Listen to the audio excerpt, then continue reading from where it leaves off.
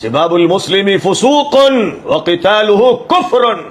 نبی نے صاف طور پر فرما دیا کہ مسلمان کو گالی بکنا فسق و فجور ہے اور اس سے جنگ کرنا کفر ہے۔ تو اب کتنے بڑے ملزم تھے اور کفر کی صفت سے متصف تھے کہ جنہوں نے صحابہ کے خلاف جنگ کی، اہل بیت کے خلاف جنگ کی،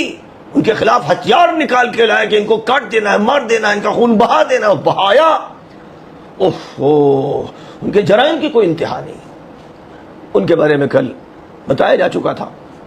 کہ قرآن پاک کی وہ آیت فیصلہ کن ہے جس میں فرمایا گیا ہے کہ جو کسی بھی ایک مومن کو قتل کرے گا وہ ہمیشہ ہمیشہ کے لیے جہنم میں جائے گا، وہ ملعون کہلائے گا، وہ مغضوب علیہ کہلائے گا، اس پر اللہ کا غضب، اس پر اللہ کی لعنت، وہ سنگین عذاب کا مستحق جو کسی ایک مومن کو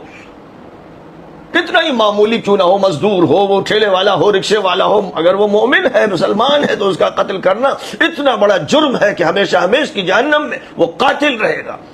تو پھر ظاہر ہے کہ جو قاتل ہو اہل بیت کا، جو قاتل ہو صحابہ کا، جو قاتل ہو عظیم تابعین کا، اس کے بارے میں تو الفاظ ہی نہیں ہیں۔ وہ ایک آیت کو ضرب دیجئے اور سینکڑوں ہزاروں کی تعداد میں اس آیت کو ضرب دے کر اس کے معنی سمجھنے کی کوشش کیجئے تو سمجھ سکتے ہیں۔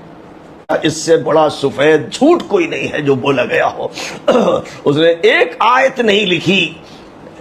چیلنج، لیکن جہاں تک تعلق ہے اس شخص کا جس کے بارے میں یہ مشہور کیا گیا کہ وہ کاتب وحی ہے، اس سے بڑا کوئی جھوٹ نہیں ہے۔ قرآن کی ایک آیت اس نے نہیں لکھی اور قرآن سے اس کی کوئی نسبت ہی نہیں تھی۔ تو عام چیز لکھنے کے لیے حضور نے بلایا تو وہ نہیں آیا، 3 مرتبہ بلایا اور نہیں آیا، تب حضور نے بد دعا کی اور وہ بد دعا لگ گئی۔ اور جس دعا کا تذکرہ کیا ہے ترمذی نے وہ صحیح ہے ہی نہیں، وہ بالکل غلط روایت ہے اور وہ قبول بھی نہیں ہوئی، اگر کی بھی تھی تو قبول نہیں ہوئی۔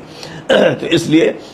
جن لوگوں کو بھی اس کا شوق ہے کہ وہ قاتلوں کے ساتھ کھڑے ہوں تو پھر وہ اس کے لیے تیار رہیں کہ قبر میں وہ جائیں گے تو ان سے یہ سوال تو شاید ہو یا نہ ہو کہ تمہارا رب کون اور تمہارا رسول کون اور تمہارا دین کیا۔ اس سے پہلے ان کے سامنے فرشتے جو ہیں وہ سارے ہتھیار لے کر آئیں گے، جو ہتھیار ان کا بابا آدم اور ان کا آقا اور ان کا پیشوا اہل بیت کے اور صحابہ کے مقابلے میں لے کر آیا تھا، اور جن ہتھیاروں سے اس نے ان کو شہید کیا تھا، تو وہ قبر میں منکر نکیر پہلے ان ہتھیاروں کو لے کر آئیں گے اس مردے کے پاس جو ان کے ساتھ کھڑا رہا، ان کی تائید کرتا رہا، اور پہلے اس کا سر پھاڑیں گے، اس کا جسم کاٹیں گے کہ جس طرح تیرے آقا نے صحابہ کے جسم کاٹے تھے، اہل بیت کے جسم کاٹے تھے، پہلے تیرے ساتھ یہ عمل ہوگا۔ تو قاتل کے ساتھ کھڑا ہوا ہے اور قاتل ہمیشہ ہمیشہ کا جہنمی ہے، تو پھر تیرا یہ انجام ہوگا۔ تو اس سے کیا پوچھنا کہ تیرا رب کون، تیرا دین کیا؟ تیرا دین یہ ہے کہ تو صحابہ کا قاتل ہے، تو اہل بیت کا قاتل ہے، مجرم ہے، اس لیے تجھے قبر میں سکون ملنے والا نہیں ہے، اور محشر میں تو دھکے دے کر حوض کوثر سے بھگایا جائے گا۔ انہی کے ساتھ ہوگا جو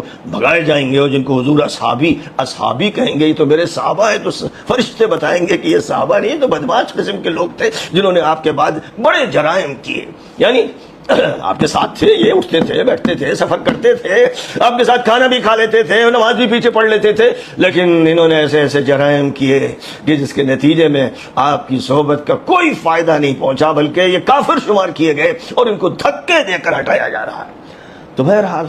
اسلام نے تو جو سکھایا تھا وہ سلامتی سکھائی تھی، محبت سکھائی تھی۔ مسلمانوں کی صفت یہ تھی کہ اذلۃ علی المؤمنین، صحابہ کا تعارف یہ ہے جو قرآن میں کیا گیا کہ اہل ایمان کے لیے بچ جانے والے، غریب اہل ایمان، معمولی فقیر پھٹے کپڑے جن کے ہوں، ان کے لیے بچ جائیں،